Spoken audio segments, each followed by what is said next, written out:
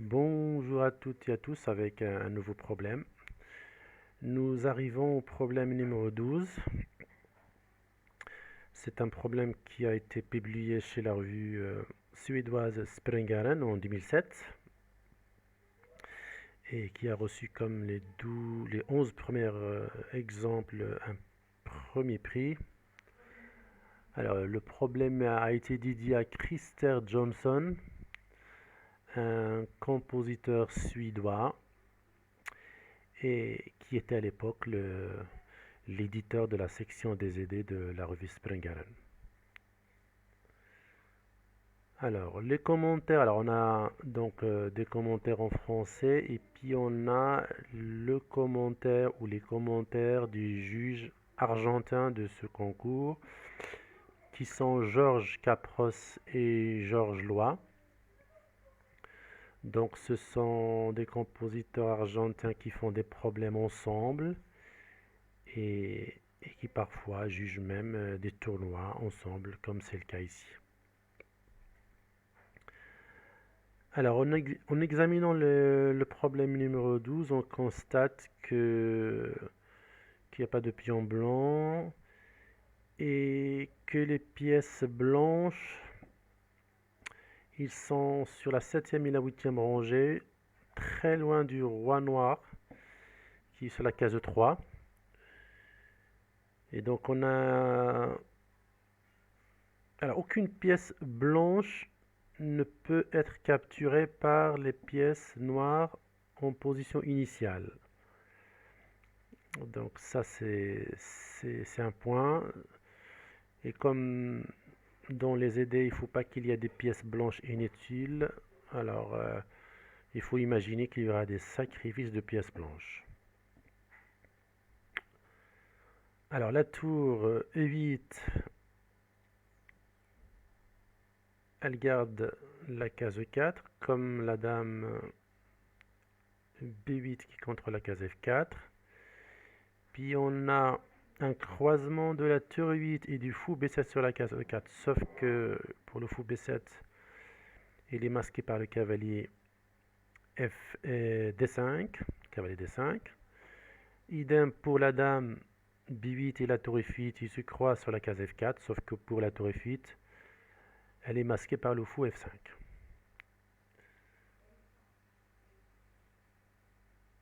Et donc, la solution. On a fou G4. Alors, fou G4, pourquoi fou G4? Alors, ça ferme la ligne de la dame et ça ouvre la ligne de la tour. La tour se sacrifiait, comme on a dit tout à l'heure, il faut se débarrasser des pièces blanches. Le roi prend en E4. Et puis là, on comprend pourquoi on a fait fou G4. Donc, dame F4 mat, la dame ne peut pas prendre la dame. La dame noire ne peut pas prendre la dame blanche parce qu'il y a le fou G4.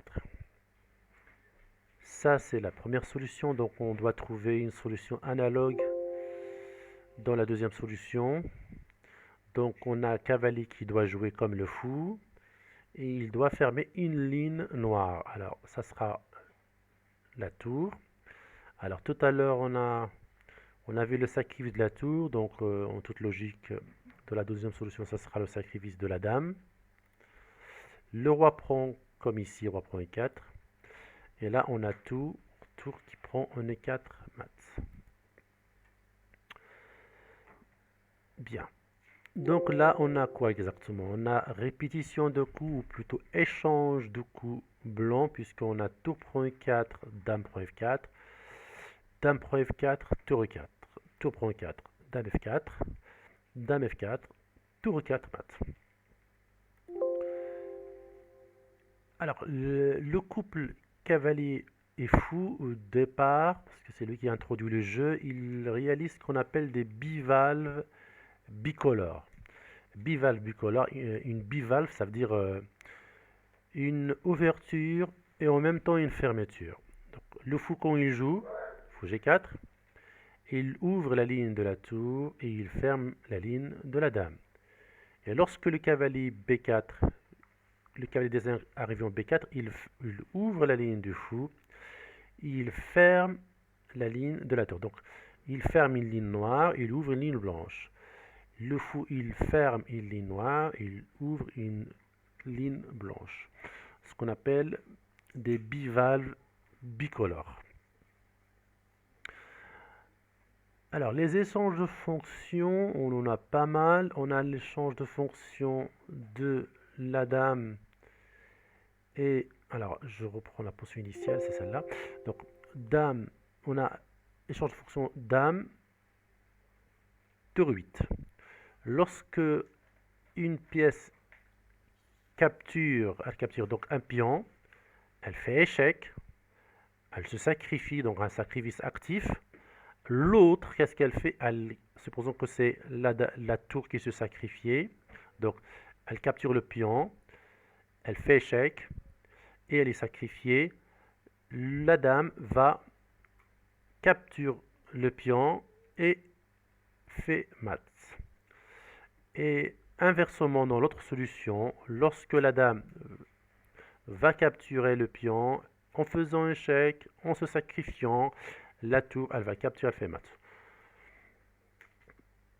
Et puis on a un autre échange de fonctions de la tour F8 et du fou B7. Quand l'une de ces deux pièces-là cloue, l'autre garde ou soutient. Par exemple, je fais fou G4, donc je fais mat dame F4. Donc la tour, elle soutient la dame et le fou, il cloue le cavalier. Et dans la deuxième solution, on a maintenant la tour qui cloue et le fou qui soutient la tour pour le mat.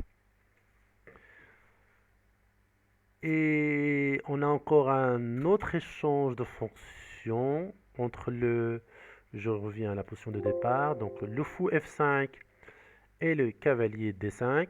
Lorsque une pièce fait des bivalves bicolores, l'autre pièce, elle est clouée. Donc, je fais fou G4, je fais bivalve. Tableau de mat final, le cavalier, il est cloué. Et lorsque je fais cavalier B4, bivalve bicolore, tour E4, le fou, il est cloué. Donc, on a 3 systèmes d'échange de fonctions.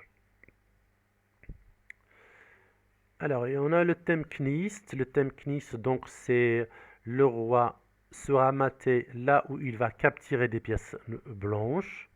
En l'occurrence, la case E4, lorsque j'aurai pris en E4. Donc, je serai maté sur cette case-là où j'ai capturé une pièce blanche.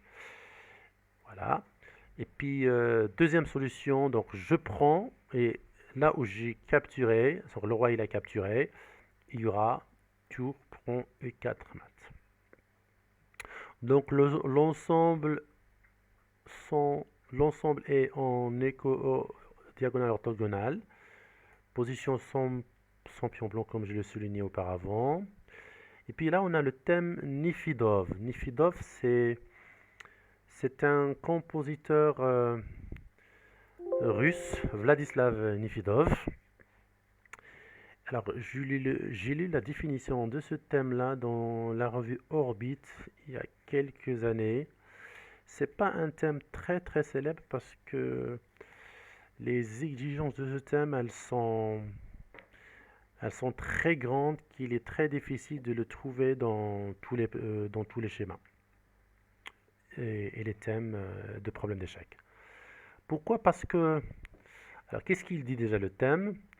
C'est un échange réciproque, sacrifice mat entre deux pièces blanches sur deux cases, donc deux cases thématiques. En l'occurrence, la case E4, la case E4. Donc on a tour E4, dame F4.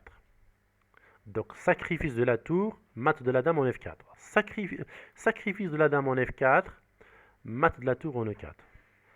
Voilà, on a un échange réciproque, sacrifice, mat, entre deux pièces blanches sur deux cases.